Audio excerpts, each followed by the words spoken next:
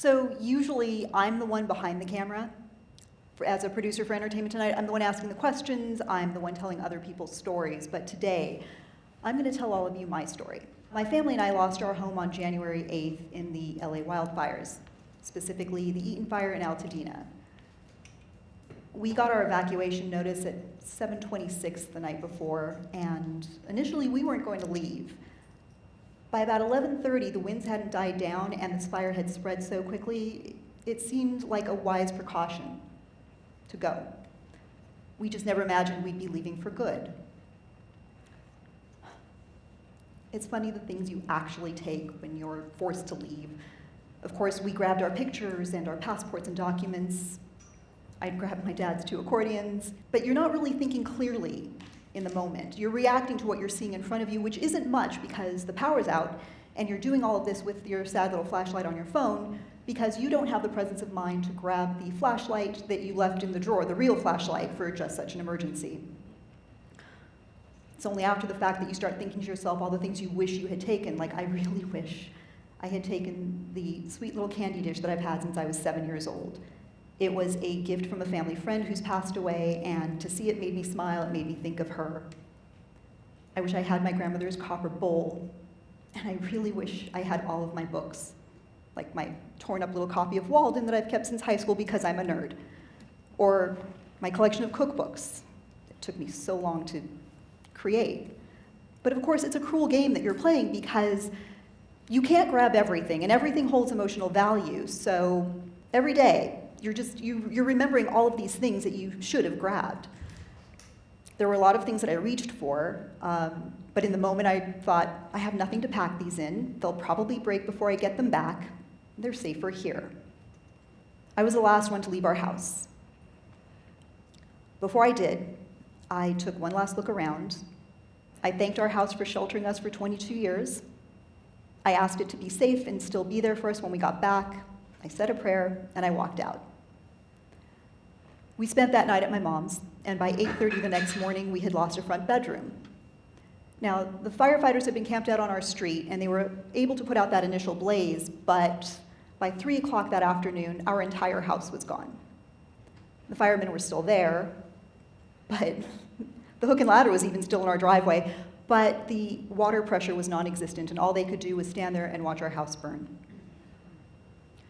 So, there it was, our forever home, the home where my husband and I raised our 2 daughters, where we celebrated birthdays and graduations and holidays and hosted baby showers and New Year's Eve parties and countless dinner parties.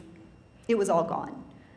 All the family heirlooms, like the armoire that my grandfather built out of the shipping crates that he and my grandmother used to come to America, was gone. The silverware my husband inherited from his grandmother, gone. All the artwork from our friends, paintings, pottery pieces, all the drawings that our daughters had done and notes and cards that they had done over the years for us, it was all gone. And I know it's just stuff. I've been told that many times over the last few months, but to be honest, that does not make me feel any better.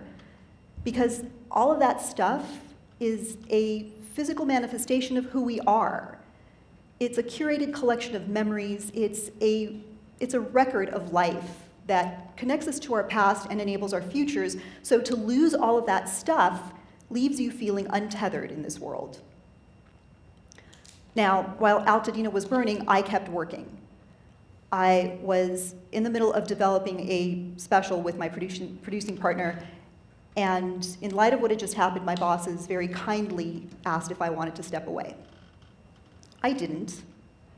I couldn't. I couldn't abandon my partner, and I just couldn't quit. So a few weeks into this, I ran into a colleague who was surprised to see me at the office, and she asked me how I was still functioning and why I was still working, and said if she'd been in my place, she would have been a wreck. Now, to be honest, I love my job, and in hindsight, this was less about resilience and more about still being in shock. But also, I could only keep moving forward. I just had to keep moving. So it made me think a lot, and this phrase just kept coming back to me. Something I'd been told as a kid was, life is rebellion. And the more I thought about it, the more I realized what I was doing was rebelling. We were in a circumstance not of our choosing. But that didn't mean that we were powerless, and it didn't mean that our lives were stopping because this terrible thing happened. So, for a little background, I am the granddaughter of Armenian genocide survivors. So perseverance is in our DNA. My grandfather was 9 years old when he lost his entire family. He was the sole survivor, and against all odds, he went on to create a family of his own. He had 5 children, who he named after all the people that he had lost. And I realized he was rebelling against his own circumstances. And if he hadn't, I wouldn't be here now. So, for the first time, when I saw what was left of our home, hours after the fires had taken everything and there were flames still dancing in the corners of what was once our kitchen, all I could think was, at least we weren't forced out at gunpoint under threat of annihilation like my grandparents were. It was the first and only consoling thought that I had. But to be fair, that is the only reaction to have, because the loss of life, the loss of loved ones, is irreparable. We all know that. But losing your place in this world is challenging. Every step of moving on is a reminder of what you don't have anymore. I mean, realizing you need more underwear on day 2 is a ridiculous reality check. And trying to replace everyday household items is brutal. I learned this when I tried to replace all of our kitchen gear. My family loves to cook. This was a big step for us. It was moving forward for us. So I made a big list and went to the store, and as I was placing this massive order, I started to feel very self-conscious. This was a lot of stuff. So I started to explain to the salesperson that we just lost our home and cooking was healing for us. And he was very kind, and he said a lot of people had been coming in. He understood, and he said, in fact, a woman had been in a couple weeks earlier, and when he asked her if she needed help, she started to cry. She told him she was seeing all the things that she had lost, and the enormity of trying to move forward was so overwhelming she needed to come back another time. In that moment, I felt such compassion for this woman. My heart broke for her. Until several hours later, I realized that woman was me. I'd been in the store a couple weeks earlier. He was a salesperson who asked me if I needed help. And that was a bit of a wake-up call. So I started thinking a lot about my dad. What wisdom would he give me? How would he help me through a situation like this? What would he have to say?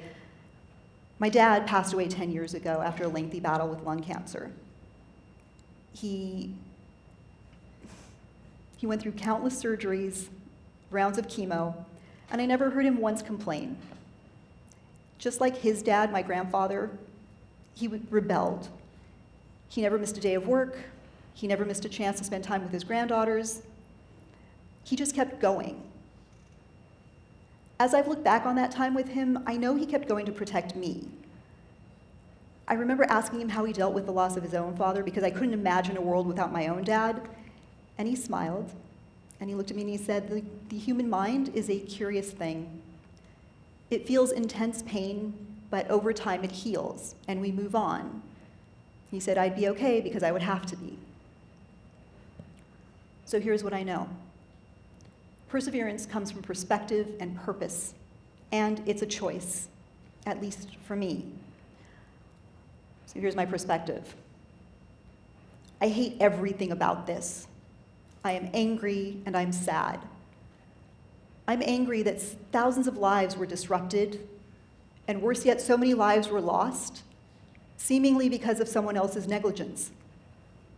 I'm angry that my daughters and my husband had everything taken away from them, and that they felt the fear and trauma that comes with being displaced. I'm angry that I'll never get to play my piano again. And I'm sad because we're going to spend the next 2 years rebuilding instead of just living our lives. But I also know it could be worse. It could always be worse, and there is still beauty left in this world. I keep moving forward for the people that I love because they deserve that, and they're all that matters. That's my purpose. But I did learn something new. I learned that there is strength in accepting help. Within a day of the fires, our friends rallied around us very quietly. They didn't ask us what we needed. They just did it. Suddenly, within a day, boxes of shoes and clothes were showing up, and much to our embarrassment, money was showing up in Kevin's Venmo account. A dear friend replaced my favorite coffee mug and my comfy robe just so that I had something that felt like home again. The love and generosity and the kindness that was sent our way was unlike anything I have ever experienced in my life. I think I would be in a very different headspace right now had they not embraced us the way they did. So, I think we all have the ability to get through anything. We just have to choose to rebel, lead with love and kindness, and just keep going. We collectively did it through COVID. We're doing it through the aftermath of the wildfires. And like my dad said, we feel the pain, but we heal and we move on. We go back to what's left of our house a lot. The glass and bricks and concrete are all cleared away. All that's left is a dirt patch and some charred trees. But within a few weeks of the fires, we noticed our vegetable garden was thriving. Kale, lettuces, our pomegranate tree had more blossoms than I've ever seen in my life. Nature was moving on, but it was all toxic, of course, but it was still a sign. So, Altadena?